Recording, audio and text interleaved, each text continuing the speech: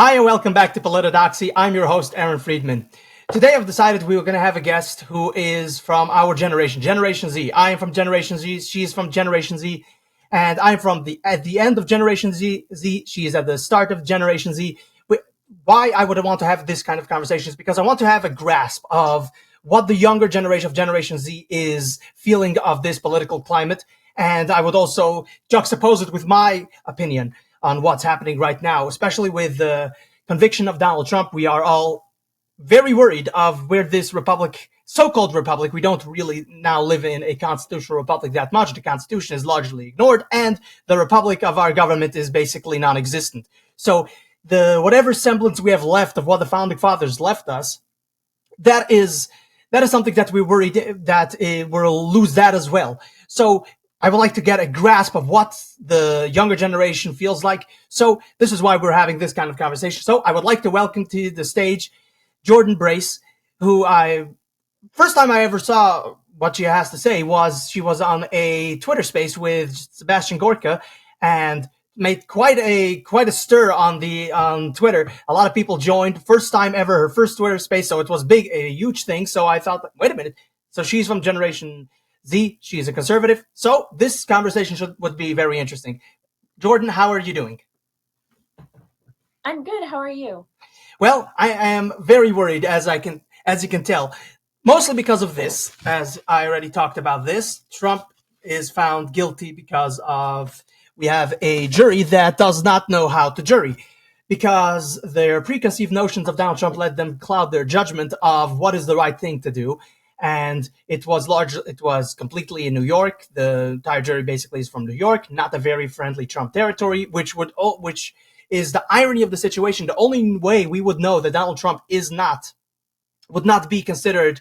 The only way we would know that the jury did the right thing or were impartial. The only way we would know that they were true to the law is if they exonerated Donald Trump. That's the only way, because otherwise we all know that, oh no, of course they convicted him because they all hate him. That's the irony of the situation. The only way we know that this jury would have been impartial if they exonerated him. Not saying that is the without that it's impossible to have justice. But we can't say for certain that they weren't following the facts. We can't say for certain. What we do know, for one thing for sure, is that they probably followed their feelings. So, and probably the opposite would have been if it would have taken place in Alabama, in a conservative area. That would have ring true as well. But I think mostly it rings true with a liberal jury in Manhattan. So I'm very worried. I'm worried of what would happen to conservatives throughout the United States. They are being prosecuted, and we're not even talking about just conservatives. We're just talking about good American citizens like Daniel Penny. As you know, he saved I mean, I guess we could say he saved. It's not. We don't know if the homeless person, would have done anything. We don't know, but that person was saying that he would do certain stuff, that he'll get violent, and he stopped them, and unfortunately got killed. And now he's getting prosecuted. We're seeing this not only two-tier justice system, a hierarchy of where Democrats get away with anything and can do anything, but conservatives or just normal, regular American citizens get prosecuted. What do you feel about this? With all of this happening right now, and seeing like everything that you were taught the civics. I'm sure you were taught in civics class or in high school, whatever. Taught, oh, this is we bring a bill to the government. I mean the House of Representatives writes a bill, brings it to the Senate, then just normal civics, and then you find out, wait a minute, none of this is actually real. All of it is fake. It's all completely fake. It's just what they tell you that this is how it works. Actually, no. Most of the things happen through the bureaucracy. Most of the laws get passed by the executive order or by and just works through executive branch. So everything you find out, the justice system, not real. I mean, when you see all of this happening right now, how does this make you feel as you're now going to start to enter the workforce? You're now going to start planning your future. What do you think your future looks like? Well, as someone that needs to start planning for college, I'm truly angry about what's happening in our country. Not only what's happening to President Trump, not only what's happening to his family, how the Dems and the liberals are taking this so-called misdemeanor and coming up with all these crimes that he did not commit is absolutely insane. And it's not just unsafe for President Trump. It's unsafe for not, and as you said, not just us conservatives in our country, everyone, because our government really only cares about themselves a lot of the time. They're they are so unstrict about crime, about immigration. It's truly we're living in an unsafe country, and crime is such a big factor, especially where I live. I live in California, and unfortunately, just this one day, my uncle was murdered because of the unstrict law policies that we have in our country. And it was just terrible to find out the news and how our so-called president, our so-called vice president, liberal DAs, judges, as you said, juries. Um, I apologize. they they don't care because they are living in their gated mansions and they're protected. Everything that they don't care about and they let happen. I feel so horrible for President Trump and his family and for our country because this not only puts him in jeopardy, but our entire country.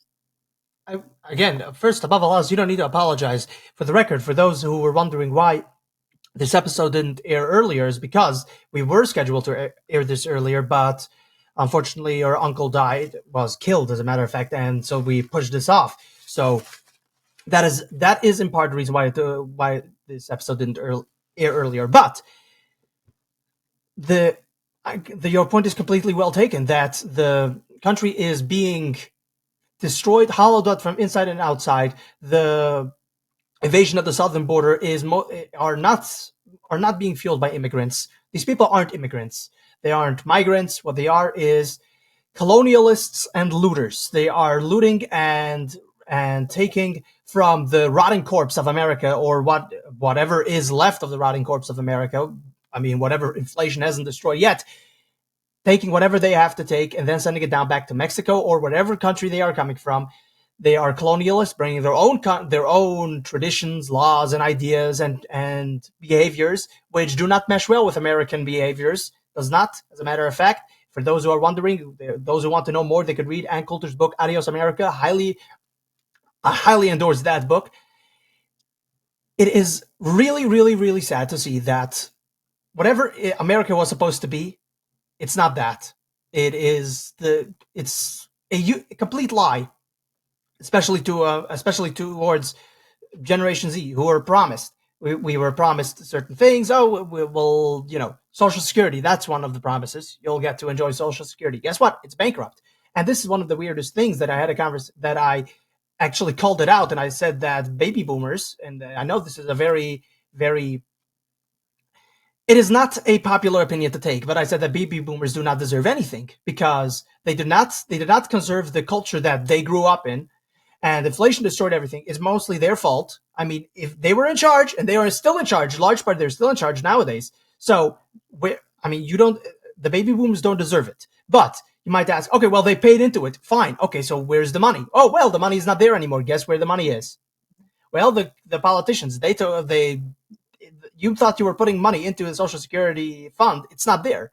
So now what certain baby boomers said, well, I paid all my life in, and why do I not want to pay for their benefits? And I'm like, dude, it's bankrupt. Why do I have to pay for your benefits? You were sold a lie. I'm being sold a lie. Everybody's being sold a lie. Why do I need to keep paying for this? So it's not just that that Gen Z is being told that has been lied to. Every generation has been lied to. But the worst part is Gen Z, because we're just starting our lives. we're just getting started. Everybody, even millennials, they lived in a pretty good America. They lived under Bill Clinton, and no endorsement of Bill Clinton, but America was pretty good under Bill Clinton. There's no endorsement of the guy, but it was pretty good. Things Moderatism was the rule of the day. You had the House under Republican rule and the executive branch under Democrat rule, and both sides compromised. I don't really like compromise, but it worked for some extent or another. Life was pretty good. So the millennials, they lived a pretty good life. The Gen X, they lived a pretty good life. I mean, whatever they had to live, and the baby boomers, everybody lived a good life. I mean, somewhat. But guess what? Guess who's not going to get a life at all? Guess who's not going to get that anything whatsoever? It's going to be Generation Z. We are going to suffer the most.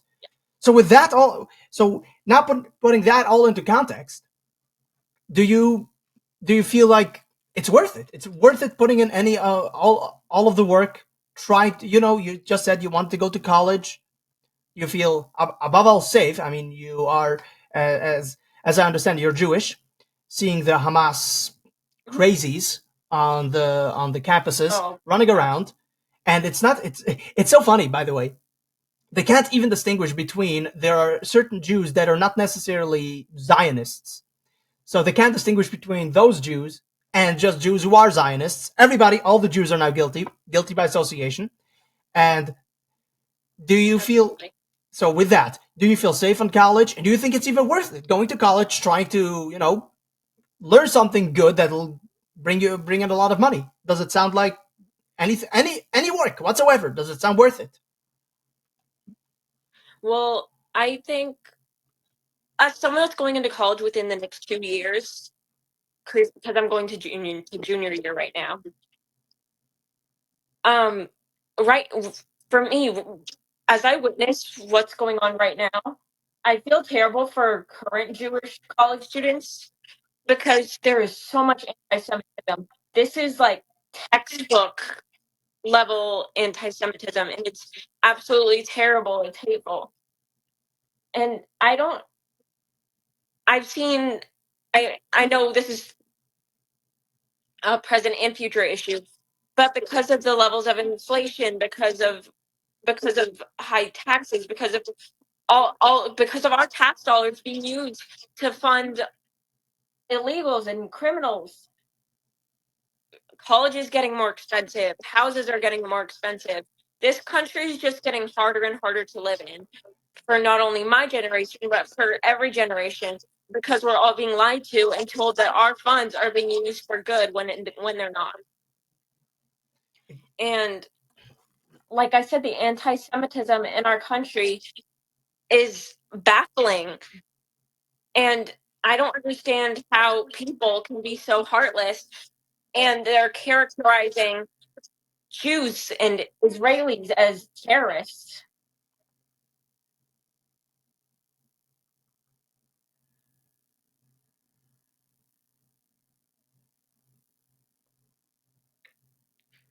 And the whole factor of, just all these different things that are going on in our generation, because our generation is witnessing, um like I said, anti-Semitism, taxes. We can barely afford food. Many families can barely afford food because of inflation, and they can barely afford to put food on the table.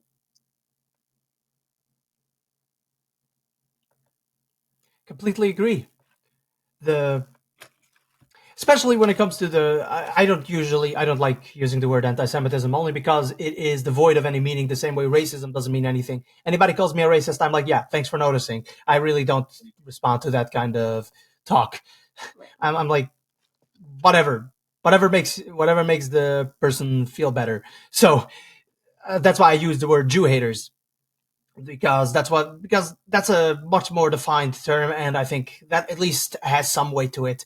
But anyway, what you see here is, you see not only Jew hatred, you see the anti-whiteness, which that's where it started, which is my greatest criticism. This is my greatest criticism towards the Jews who suddenly started defunding certain colleges. And I'm like, you know that this started with anti-whiteness. That's where it started, and now we're at anti-Jew.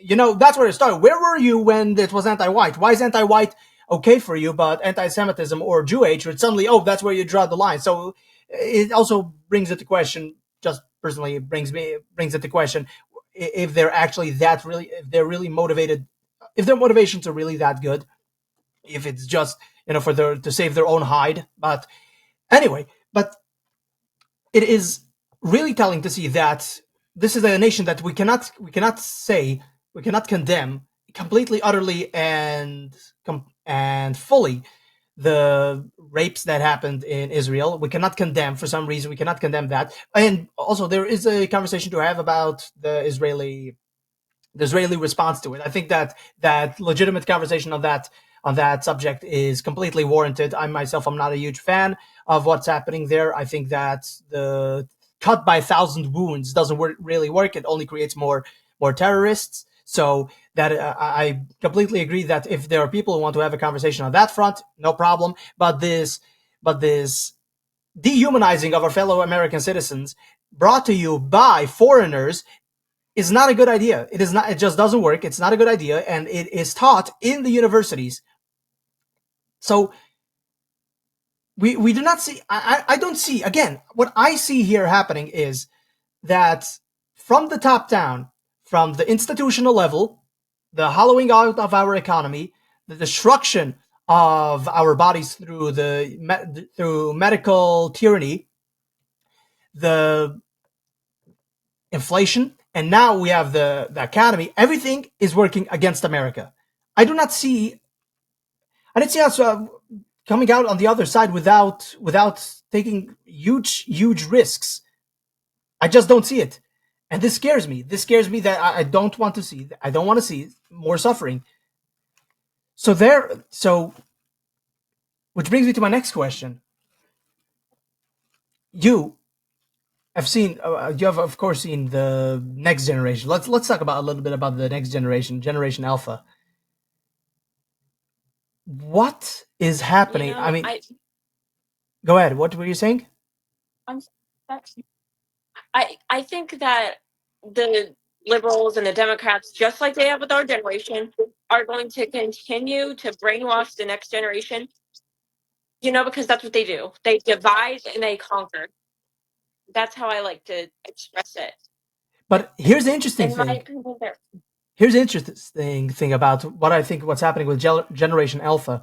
See, with Generation Z, what they did is and this basically throughout all the generations, but where they applied it, the wokeness and all the other things, is that it's mostly propaganda telling you this is a political view that you have to hold. With Generation Alpha, they're not even doing that. What they're doing is just making them retarded. Literally. I really do mean it. Literally. Showing them skibbity toilets and pushing. Oh, don't even get me I started on know. that. I know. By the way, just for the record, I know for everybody is going to hate me on this. It's actually a little bit. It's much deeper than surface level. It is. What's his name? Damn it, I can't remember his name. The film theories. He actually explains that there's actually much more depth to it. It's stupid if you just look at it as a bunch of videos. It's stupid as hell. But when you look at it as a story, it actually gets pretty deep. But it's not made for Generation Alpha. It's because they're not looking at anything deep. They're just seeing, oh look, toilet singing. They're not looking at it deep. It's deeper than the surface level. I don't endorse it, but what I am trying to get at is that the algorithms that used to give you, oh, this is the political stance you have to take. This is the woke point of view. This is what you have to believe in. They're not doing that anymore. What they're doing is, oh, you're actually just going to get retarded. You're not even going to be able to self-govern. See, what they did with Gen Z and millennials, you can self-govern, but only as liberals. You can self-govern, but only as leftists. Now you can't even self-govern. The only thing you can do is submit yourself to people who will be smarter than you, because all of Gen Alpha is going to be completely retarded. They're just not going to be able to function like a normal human being. That's what the algorithm, Right. that's what They I want see. them to be stupid. Exactly. So that's the next level. That's the next step. And I am absolutely terrified by what this means for the future, even for Generation Z, because I do not see, again, I do not see a way of going out this without taking risks. And when I say risks, I mean a different word. I just don't want to say it here. I'm sure you could understand what I'm trying to say. I'm scared of that, of certain risks Absolutely. that'll have to be taken. So with the, I hate this word politicization, because politics just means the business of the people. So everything literally is political just by its pure definition. The same way people who don't want to be engaged in politics are idiots. I really mean it. The word idiot stems from the Greek word idiot, which means somebody who keeps to themselves, doesn't want to get involved in politics. So anybody who's not interested in politics is an idiot by its definition.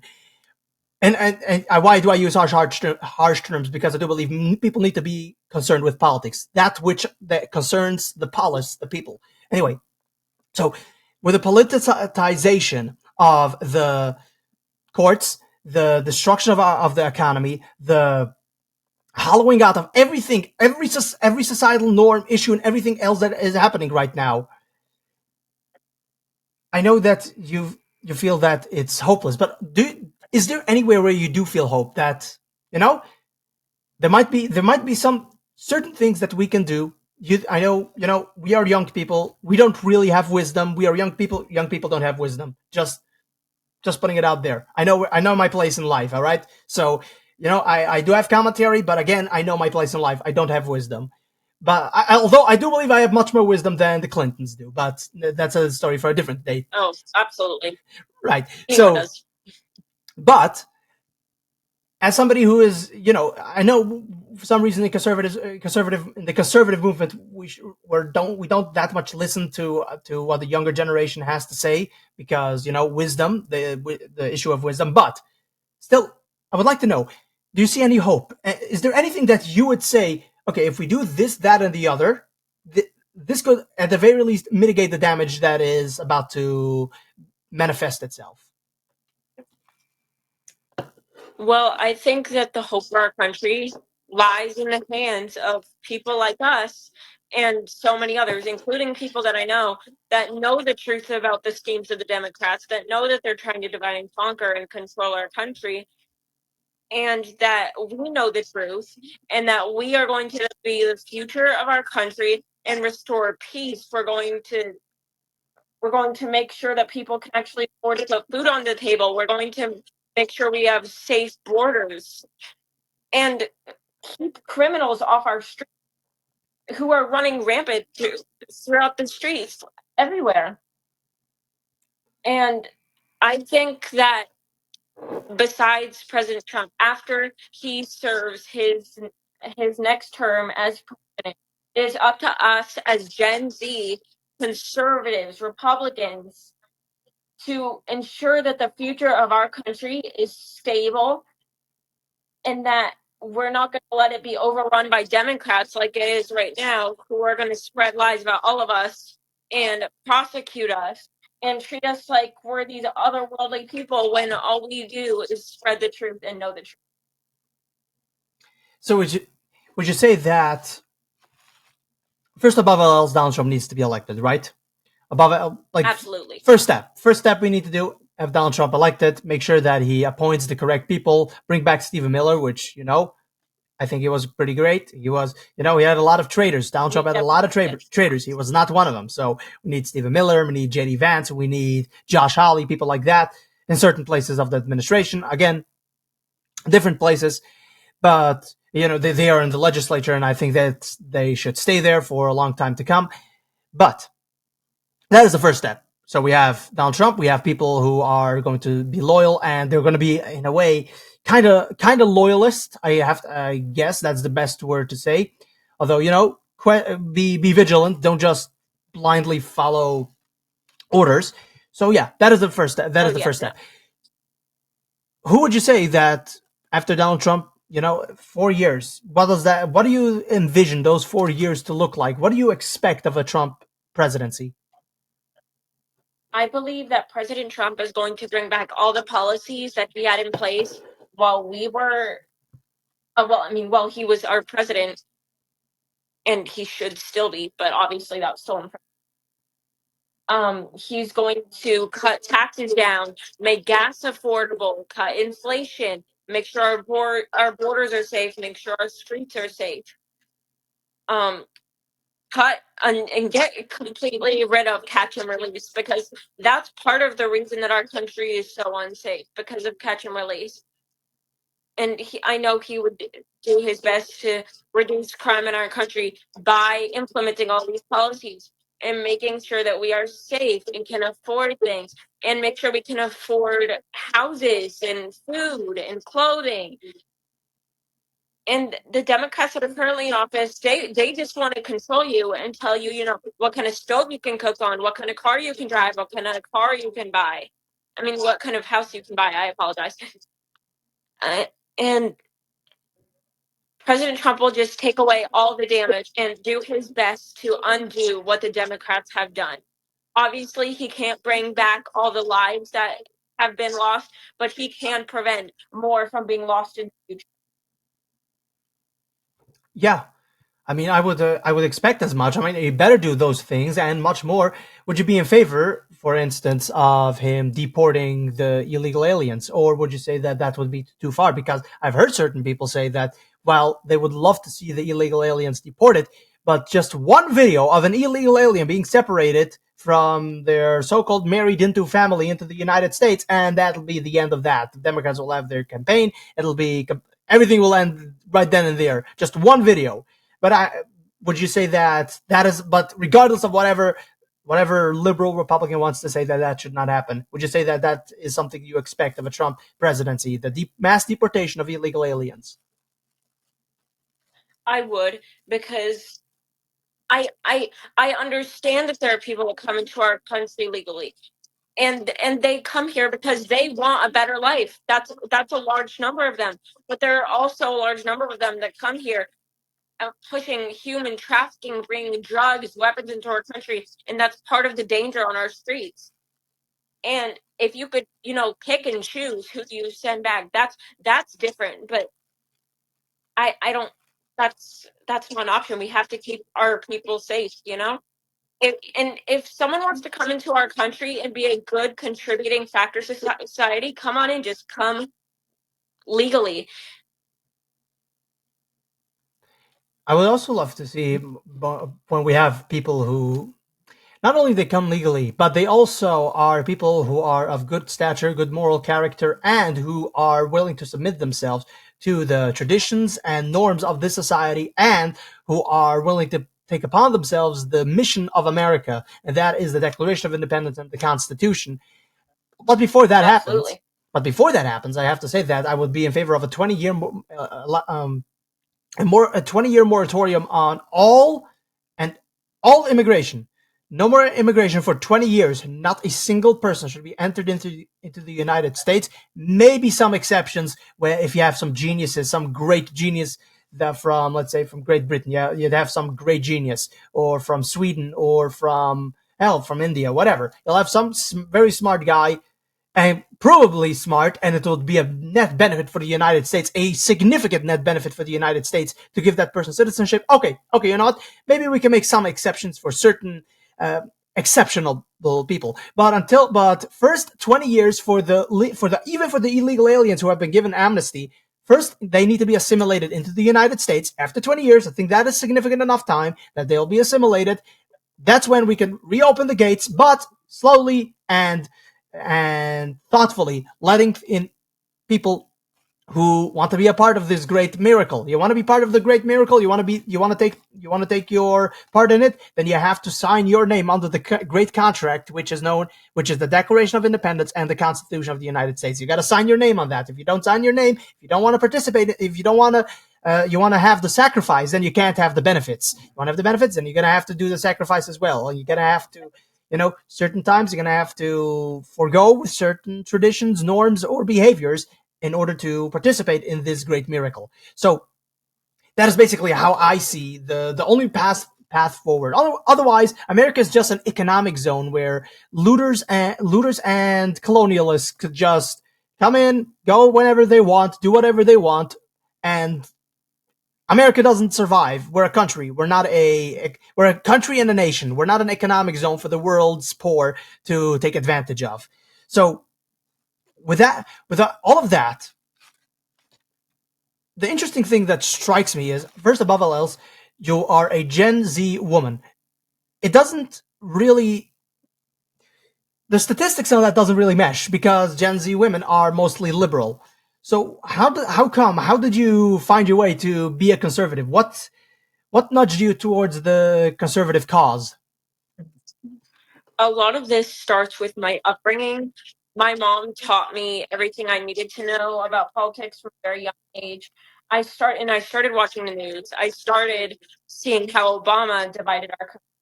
And then in comes President Trump, and I see how he's uniting our country, which is the exact opposite of Obama's division, and how again he under his administration we are being divided and conquered.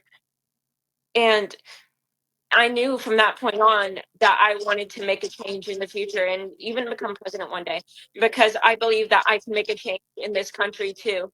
I'm only 17 right now, but I won't be 17 forever. I'm going to be a grown woman one day who is able to make a change. So And go ahead, continue. Sorry for interrupting. oh no, you're good. Um, I owe a lot of what I know to my mom because she taught me all the early steps. She taught me right from wrong. She showed me how the Democrats were destroying our country, and I just took an interest on it. I took what she gave me and ran with it because it interested me so much. Your mom sounds wonderful because, She is. as I said earlier, that people who are not interested in politics are idiots. And again, I mean it in a way. I also kind of mean it the how we use the term, but I mean it in the literal term. Where the word stems from? Somebody who keeps to themselves and is uninterested on what is happening, who's uninterested in the things that concerns the populace, the public, which concerns them because since they are a part of the population, it should concern them. They are basically people who say that, I'm not interested in politics. When they say that, what they're saying is, I'm not interested in the people who control me. I will allow and I will delegate the authority of power to people who do not have my best interest at heart. So I'm just not interested, and I'll allow them to make the decisions for my life. So in a way, that's kind of idiotic and moronic, if I may say so. But it is also just the pure definition of the word idiot. So it's great that you actually got involved in politics and saw the division of the United States, especially under Obama, which I would say it's kind of interesting, this conversation when it comes to Obama, because Obama is somebody who I would say, if I were to say he's the worst president that the United States has had, even worse than Biden, and there's good reason why I would say he's worse than Biden because of the racial division. So certain people would say, well, what about this or that president? I'm like, yeah, this or that president, whatever what was happening there, the damage was undone by Eisenhower, Nixon, and other great Republican presidents. And I know you're not allowed to praise Nixon nowadays because Watergate wasn't that big of a deal. It's a complete lie. The Democrats were spying on Republicans all the time. Nixon does it, and suddenly it's the worst thing that has ever happened. I'm just not buying it. But anyway, again, all of this, I've already given commentary. I know for certain people who are listening to this, they might be, whoa, what is this guy even saying? I've already given commentary on these things. I don't feel like I need to reiterate. If you're interested in knowing what I'm trying to refer to, you can go back to past episodes and see what I'm referring to when I'm saying these kinds of things. Anyway, these arguments are actually pretty extensive. Anyway, so any damage that certain Democrat presidents have done, or even Republican presidents have done, such as Woodrow Wilson, he put black people into cages. I'm not kidding. This guy put black people into cages. Or the administrative state that he first implemented, then under FDR expanded upon. The damage under those presidents, and not all of it, but a lot of it was tamped down by Republican presidents such as Eisenhower, Nixon, and Reagan. A lot of it has already, and also Trump. So, but when it comes to Obama, we are still living with those repercussions from creating the new race riots, creating the new racial hatred towards one another, because we were largely past it. We were largely past the racial divisions when in the 2000s. Again, we were never perfect, but we were a lot better than we are right now. Question to the audience. And I know Gen Z will have a hard time answering this because we were just like maybe 3 year olds when this was happening. But in the year 2000, were racial relations between the races, especially between white and black, were they better than it is now or worse? It was way better. Just I've seen certain videos even from the 90s where black people, they're asked about, what do you think about white people? Just a random black person. What do you think about white people? And they were like, hey, they do what they have to do. I do what I have to do. I'm black. They're white. They're I'm cool. No problem. Sometimes we have some discussion, but it's not a big deal. Nowadays, if you would ask the random black person what they think about white people, they'll say, well, we were owed reparations, we're this and that, slavery, all the other. I'm like, what happened? What happened? Well, that is Obama. Reignited the race riots, reignited the racial consciousness, which needs to the racial consciousness. White people are the least racially conscious people on earth right now in the United States. Black people, I think, are the highest. That's what I think. I'm not sure, and it's not good. What are you saying? Oh, I apologize. And lots of people go on and on about, oh, white people are racist. If you're white, you're racist. All this racial justice, racial injustice. But then if you're white, you're automatically hated. Make that make sense. It doesn't, because racism can truly go either way. Anyone can be racist. And if you're telling someone that they're lesser than, regardless of race, religion, whatever, and you're telling me that I'm racist automatically because I was born white, that's the epitome of racism. Yes, it is. As a matter of fact, the this is why, going back to the main what I was alluding to earlier. So this is why I would say that Obama is the worst president, even worse than Joe Biden, because what has Joe Biden done that is so bad? Well, a lot of things, but none of those things have that much to do with the race riots that happened. None of those things has reignited the racial tensions. None of those things. All of those things are very quickly fixable, such as the inflation, that could be very quickly fixed. Race relations cannot be that quickly fixed. It is irreparable damage. I mean, in large part. Again, inflation, manufacturing, we can do those things. If we put our minds to it, we can figure out a way to get past those things. This is why I still think there's hope for the future, because we have been very, very dark in this conversation, right? We have been very we're not looking at this in a positive light, but those things are easily fixable if we put our minds together, if we work together, and we stop with this nonsense, this retardation of our hatred of our own fellow American citizens. If we just stop that, we can figure out a way. It's gonna be tough, but we can figure it out. But the racial hatred, it's not. So this is why I would say that Obama is even worse than Biden and the worst president that we would have had throughout history, only because I just don't see where this is mendable. All the other presidents we have mostly gotten past, we have mended, we have fixed so much of it. This is not fixable. This is how it is. It's going to we're in for a lot of headache and a lot of hard work in the future, which I hope we could actually fix. So let me just go back to where we were actually talking about that. You as a Gen Z woman and Jewish, by the way. That's another thing. Jews are not that much conservative. They are the least religious group. They're not conservative. We are, as a matter of fact.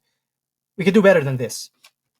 So with all this in mind, you see that you've decided, your mother taught you, no, America is great.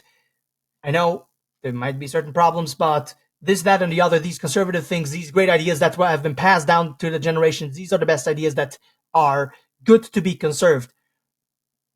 It is nice to see. It is absolutely nice to see that people are waking up, such as yourself, or have been who have been awoke this entire time.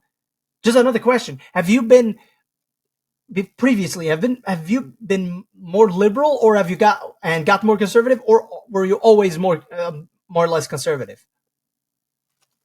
I've always been conservative. Regardless of how much I knew about being conservative or Republican, I've always known what I believed in, what what was right and wrong about our country. And I have never even considered being liberal or supporting the Democratic Party or anything like that, because I know that that's what they want. They want us to be robots that they can control, that they can push all these ideas into our heads and down our throats. And if we don't agree with them, then of course we're terrible people, right? Right. So here's another interesting thing that I would like to know. If you do you have any more liberal stances, even as a conservative? Nobody is completely, has every opinion that is just lockstep with their political party. Some people deviate, such as myself.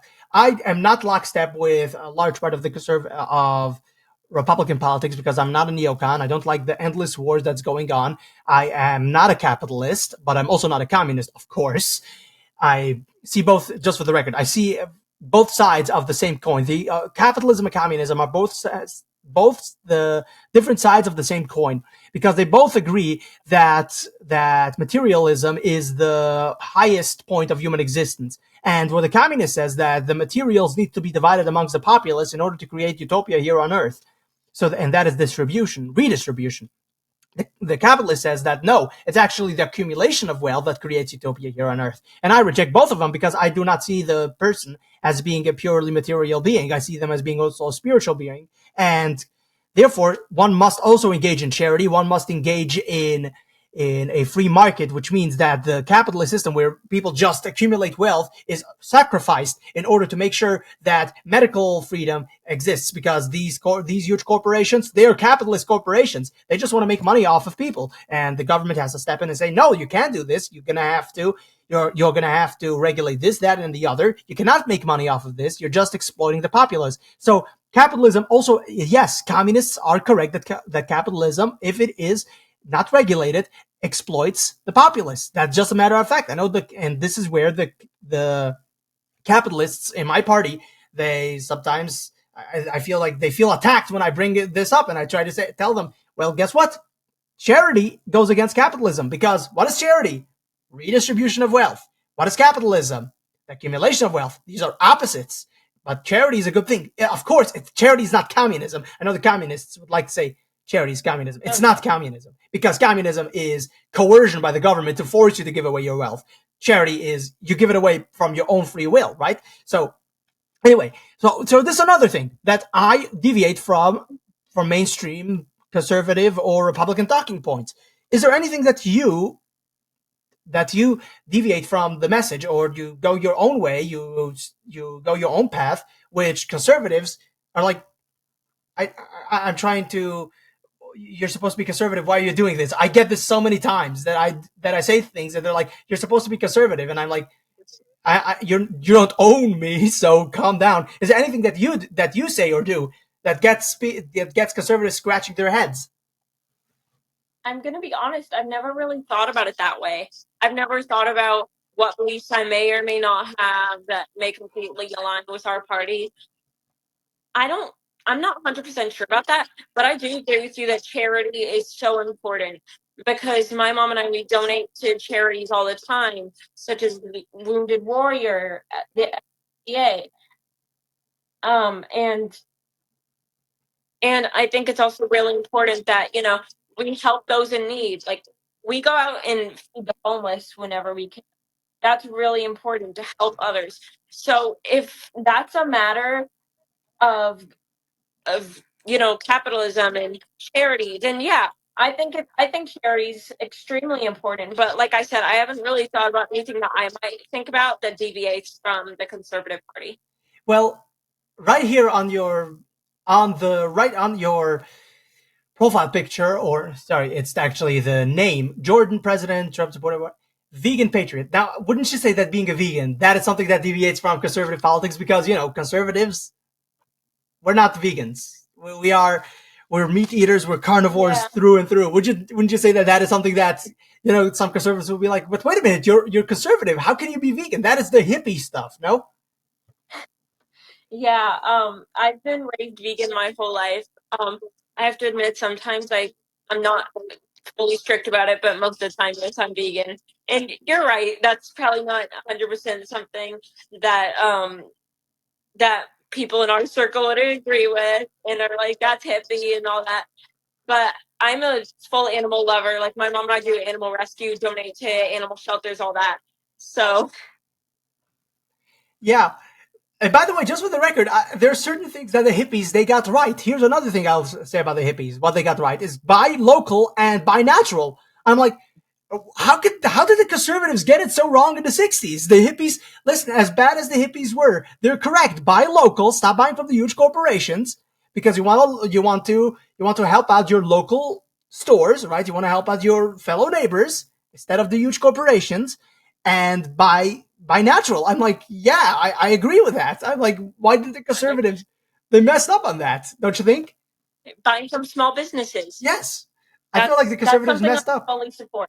Yeah, I mean, so this is something that I've seen so many conservatives praise Walmart. I'm like, why are you praising Walmart? Again, no hatred towards Walmart or Home Depot or all the others, but why aren't we praising the local stores? It just doesn't make any sense. You're praising billionaires. Exactly. I'm like, I don't. Again, no hatred towards billionaires who are, Oh yeah, every no. billionaire is corrupt to one extent or another. I mean, this is the world we live in. Corruption is the rule of the day. But I would say that I would say that why are people on our side praising billionaires like, oh wow, these are amazing people? I'm like, no, they're not. They're not amazing people. They are they did they did certain things that got them a lot of money. Good for them. Congratulations, great. But you know who the amazing people are? The amazing people are the people who are still serving their communities and trying to make it into this economy. Those are the amazing people. People who are local and doing natural. So this is where, as you said, this is more of the hippie stuff. The veganism is more of a hippie thing. But again, everybody gotta go their own path. Everybody's gotta figure out whatever is the best thing for them. So, and I'm sure that people now could have surmised that we have gotten to the more lighthearted part of the debate of the conversation, since Yeah. since we had a lot of dark things to say earlier, but now we're approaching the end, so we're making it a little bit more lighthearted. Just I want to make sure that you're okay that we're talking about you being vegan. It's fine, right? Oh, totally. Yeah, Yeah. because certain people get offended. Certain people get offended when they're like, "This is private. This is my own thing," but you have no problem. Okay, that's good. Because again, I also have some questions. Again, I have some questions on this. Yeah. So, what? Where did the when did this start? Were you raised vegan from the get go? Was your mother raised vegan? Where did this start in the family? Yeah, my mom is vegan. She wasn't raised vegan, but she just doesn't like meat. And aside from the fact that I just don't feel right eating animal products, I don't like them either. Like I don't like the taste very much regardless. But I have been vegan pretty much my whole life. I I used to eat more dairy and stuff when I was younger, but I avoid it a lot more now. Like I can't. I Interesting. don't eat. I barely You eat it you at all. Like just you just I piqued know my I've cheated. you just piqued my interest here because that is quite okay. Don't get offended, but I find it quite comical that why vegans won't eat dairy. This is something I'm trying to understand because the cow isn't losing anything. The cow isn't suffering from producing milk. The I mean, it's just there's no suffering being incurred here, and we're talking about not the factory farms. That's where there is some suffering there for the cows, right? The factory farms. That's a different story. But if you buy grass fed, free range cows, they're not suffering. Why not eat the dairy? Why not eat dairy? I don't see the connection there. You don't want to eat the meat. I get it. I understand the thought process. I disagree with the thought process, but I understand it. But what is the problem with not eating any of the dairy? Well, personally, a large factor of it for me is just I don't like it. Oh, okay, that's a I different like story. the I like it, and then but a lot of the part is, and this is where a lot of, and this isn't the main reason for me, but I know it is the main reason for a lot of people, is it takes away from the baby that's drinking that milk and and the baby's not getting their mother's natural milk, kind of. Um, I'm I'm not 100% sure the reasoning behind it, but personally, a lot of it's just because I don't like it. Well, here let me give you some peace of mind for this, because this is something I watched some time ago, a small video of Neil deGrasse Tyson talking about this, and he said that there's an interesting part in the Bible where it says that God will lead the Israelites, the Hebrews, to the land of milk and honey, and he said that that's a very interesting thing that the Bible figured out. You know what? Because milk and honey are the only things in the world that you don't have to kill in order to consume. And I thought about it for a second. I was like, wait a minute, he's correct. Honey is produced by bees. You don't kill the bees. You could take their honey. They don't get mad. Bees are pretty chill, by the way, just for the record. I know a lot of people get scared when they see bees. Certain bees are more aggressive, but bees are pretty chill. People don't get the wasps. That they are the evil ones, but the bees, they're pretty chill. Anyway, but the bees don't get mad. They I produce hate more than wasps. yeah. I'm like, kill them all. But anyway, I but stepped on one once and it was so painful. yikes. Anyway, so the bees, they produce more than enough honey for themselves, and they can share. They just don't, they produce more than they need. So you can, but so you can take the bees' honey without any guilt. But vegans are afraid of it. I'm not saying you are. I'm saying vegans are afraid of taking the honey. I'm like, dude, you're. It's the most ethical food.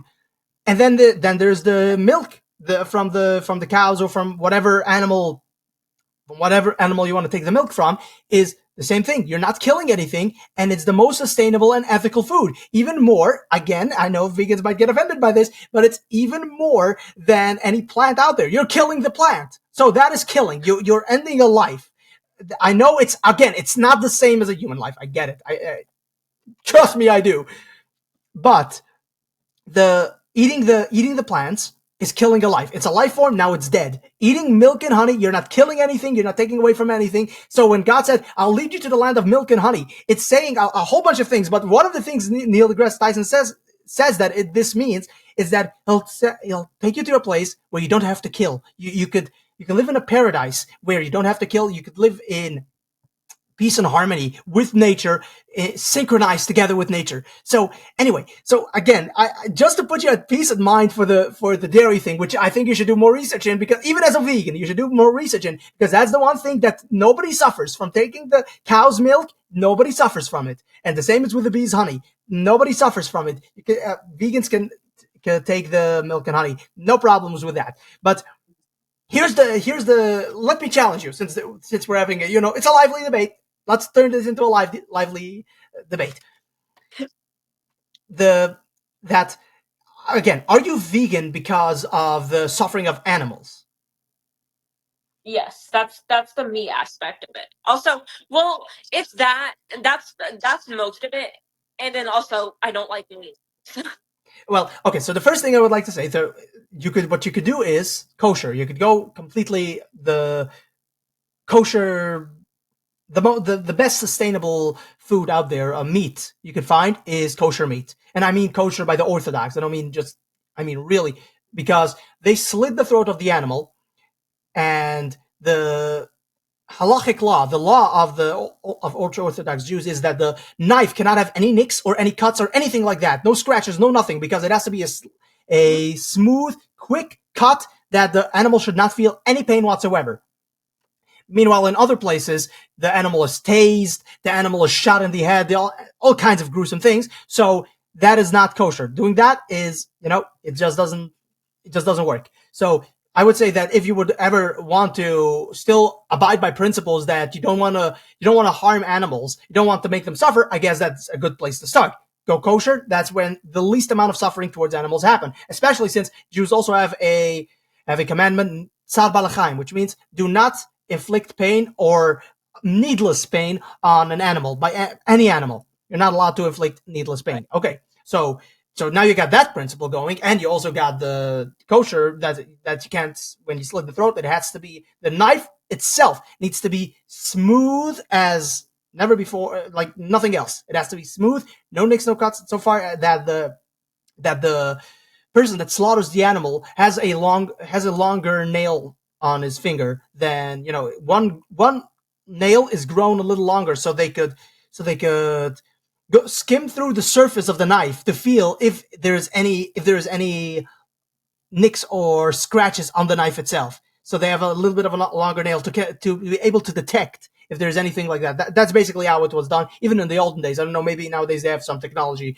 to that, so that is not necessary nowadays. Anyway, so that is the first thing. The second thing I would like to put out there is that, and this is the main challenge towards your idea that by not eating meat, you are making sure that there's the least amount of suffering towards animals. The food that is harvested throughout the bread, the wheat, the corn, all the other things. Guess how they're harvested? They are harvested through crop machines that, when they go through the field, they kill countless of small critters, small mice, rats, all kinds of animals are being killed throughout the process when they're being harvested. So thousands and thousands of small animals are being killed while they are trying to harvest the food that vegans eat. So if you want to inflict the least amount of pain or suffering upon animals, wouldn't you say that it would be better to eat meat, since there's only one animal that gives away its life. Meanwhile, when it comes to a small piece of bread, you don't know how many thousands of animals had to be slaughtered because of the and not only had to be slaughtered physically, but how many animals had to be killed because of pesticides, herbicides. Sorry, that's the grass. But anyway, but all kinds of pesticides and all kinds of other insecticides. What's the other one for mice? Anyway, all these other things. Long story short is you have a much more suffering from the other side. So wouldn't you say that it kind of contradicts your argument? I could see where you're coming from on that. And yeah, I understand the factor of little tinier creatures getting killed when harvesting crops. But like, regardless of whether or not animals are being slaughtered, that's going to happen one way or another. And I know it does the same the other way, whether or not we like it. Like cows, chickens, whatever, they're going to get slaughtered in order for human consumption. And it's not a matter of, I know that in every situation that they're suffering, that they're being killed in a manner that's painful for them. It's a matter of my personal morals, I guess. Like, if I know I'm eating something that could be running around in a field right now, I know I would feel guilty just personally, because I would be like, this was alive once, it didn't need to die. And I know that's a very controversial feeling about that. Um, if you ask my mom, she says this all the time. She said that if she had a cow, she would let it sleep on the bed and name it Fluffy. I mean, we just love animals, and we've rescued all kinds of animals before. And I guess especially for us, knowing that we're eating something that we've rescued in the past of that nature would kind of just make us feel bad. Like, we saved it, now we're eating it. I feel like I'm kind of contradicting what we do, and I don't know. It's just a personal moral thing, regardless of whether or not the animal goes through pain. I just A part of eating the guts of an animal just kind of makes me a little. I don't know what word to say. It gives me the ick a little bit. And there's also the matter of the health benefits. Like in beef, there's so much cholesterol. Um, I'm also kind of big on health sometimes.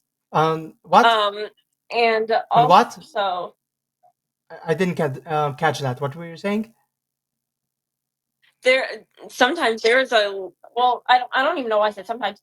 There is a lot of cholesterol in meat, and that leads to like heart attacks, high sodium intake, whatever.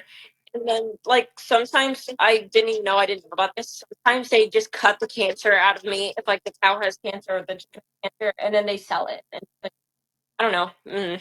That gives me the So I don't know. you're also into the health aspect of the equation, right? Right.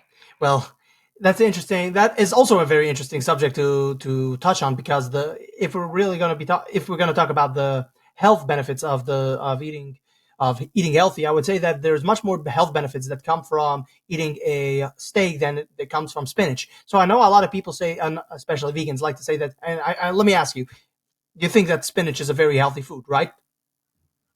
I do. I'm not the Okay. biggest fan of it. I do. Okay, so here's the dirty little secret. Now it's true that it has a lot of nutrients. The problem is that it's inaccessible for humans to actually access because our digestive system cannot capture those nutrients. So you get a very little amount of actual benefit from eating spinach. And the same is with what's the other one that vegans really like eating? I'm trying to remember. Kale. That's another one, which actually has proven to be quite harmful in certain aspects. So the I find it quite interesting. This is where what I find quite interesting. It's almost as if, and I know this contradicts a lot what vegans have to say, because vegans like to present themselves as being much more healthier because the cholesterol. Guess what? That's not how this works. The cholesterol from the beef does not mutate into the body. It goes out of the body the same way the person cannot access the nutrients of a spinach. The same way the cholesterol doesn't make its way into the body. It goes into the body, then goes out when the person goes to the bathroom. It doesn't have time to actually take place. It doesn't convert into actual cholesterol into the body. That's just how it works. So this is where vegans I find the arguments of vegans very lackluster. It's that what they're trying to portray as, okay, this is so much more healthier when you actually look at, okay, spinach, not that healthy. Carrots has a lot of sugar. And kale sometimes actually is harmful in large amounts. Meanwhile, what humans have been eating all this time, meat. Humans have been eating meat all this time. That is suddenly out of nowhere. The health authorities have decided that is unhealthy. I'll tell you where it stems from, and we're now approaching the end of the conversation. And again, this is all lighthearted conversation. No attacks. No, Oh yeah. we're just having a good disagreement. This is, you see, we can have disagreement, even passionate Agree to disagreement, disagree. but we don't. Again, no hatred, no bad feelings, no hard feelings. We're just having great disagreement. And this is what we need to have more. We need to have passionate, great, and easy, light going disagreement. So let me just go back to the. Wow, I just lost my train of thought. I was going to say that.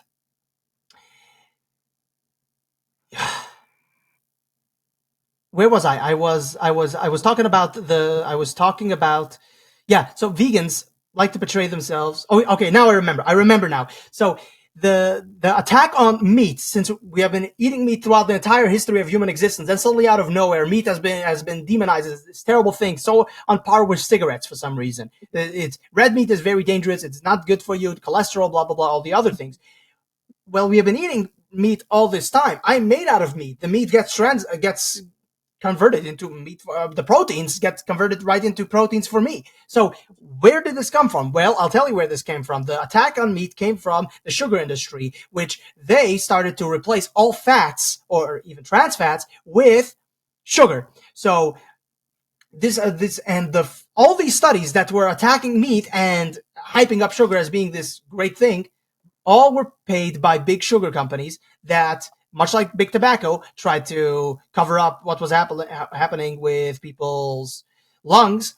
The same is here, that the sugar industry was paying off, making sure that the sugar is in the best light and meat is portrayed in the worst light. So I think the vegans have fallen for the inadequate arguments and they have fallen for big corporations saying that, oh, you just need to eat corn, you just need to eat kale and spinach, and no more, and don't eat any meat because they are huge corporations. Yes, they're big, huge meat corporations, but guess what?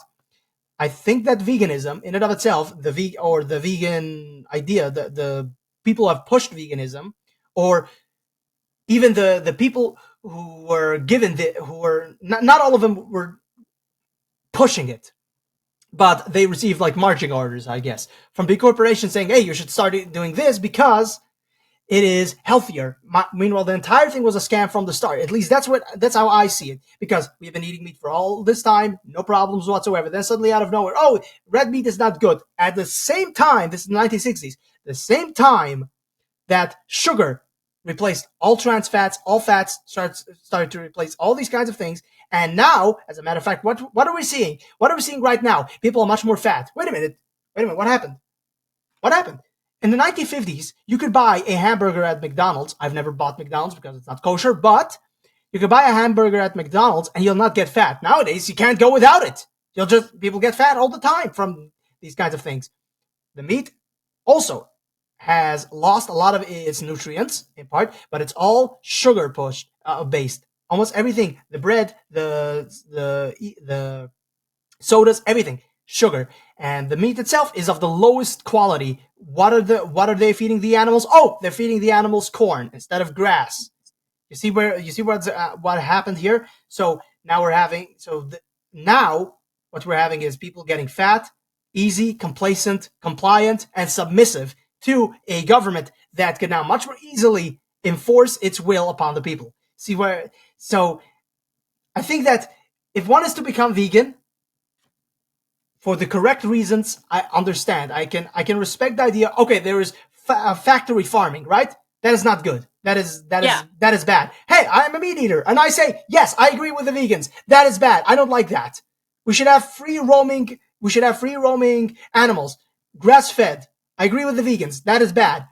But this is where I think vegans take it to one side of the extreme, where they completely demonize all eating meat, all of it, and I'm like, that's where you lose me, because I think that you are being susceptible to propaganda from big corporations that want you to think that you're being sustainable or being morally superior. Not you personally. It's not an attack on you. Okay, don't worry. Yeah. Oh. But I'm talking about when I'm saying this, I mostly mean leftist vegans, because we know they're the most militant. I mean, I'm sure that. How about this? Let me ask you a question. You as a vegan, have you ever excoriated anybody for eating meat? Have you ever why are you eating meat? Have you ever done that? No, right? No. Because you're a conservative. There we go. This is the joke. The joke goes that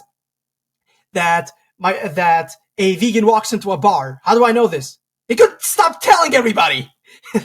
So, because we know vegans really like telling everybody, "Oh, I'm vegan." That's just a stereotype. We all know this, right? But anyway, we're getting off track here. So this is where I think vegans fall. They are susceptible to the propaganda. But I'm glad to. But again, you say you're more easygoing. We're having a normal conversation. You're still gonna, as you say, you're gonna go to college. You're gonna learn a lot more, right? Yeah, I'm gonna study law, so I'm definitely gonna learn more about that is a good subject. We need more good lawyers. We need in the conservative movement more good lawyers, right? Yeah, before I go anywhere, I want to become a prosecutor. So. Yikes! I mean, you can either become a lawyer or become a judge. Either one is pretty good. I would say rather judge would be better, because that's where you could actually. You think so?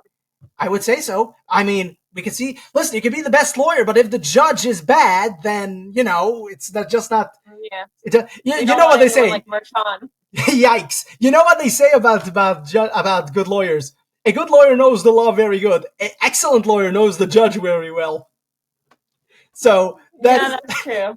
So anyway, I'm saying just law. You study that, and then you see where you want to go with it. Maybe you'll become a judge, and it'll be much. I mean, it's much more. It's much more It's a place where you could initiate much more change. And when I say change, I mean good change. I don't mean activist judge type change. I'm talking about following the actual laws type change. Change where you follow the law, and that change translates into the entire populace, that they see. Oh, okay. So this judge, you go in front of this judge, and if you don't behave well, you're not going without bail. You're going to have to. You're gonna have to follow the law, right? So anyway, not the kind of judge that's like, stop climate change. What? Not the kind of judge that's going, stop climate change, right? Or. Oh, that's another reason, by the way, why certain people are vegan, and I'm just glad that you're not part of that. You have your beliefs about being vegan because of the moral issues, and I respect that completely. Because again, as I said, personally, I say the same thing. The moral issues about eating meat, there are some problems there, and it needs to be addressed in a proper setting. But again, vegans, I think, take it too far. But this has been wonderful. Where can people find you? Where can they want to hear from you more, they want to listen to what you have to say, where can they find you on social media, on anywhere? Is there anything you're working on that people should know about? Go ahead. They can find me on X at JordanBrace8.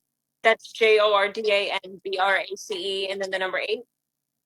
And then you can find me on Rumble and YouTube at Brace Yourself with an exclamation point. That's pretty clever. Brace yourself. That's pretty clever. All right. For those who want Thank you. to get in touch with me, you want to send me an email, you can send me an email at politidoxy@gmail.com, or if you want to tweet at me, you can tweet at me at Aaron Politidoxy on Twitter. On Instagram, you can message me at Aaron Friedman.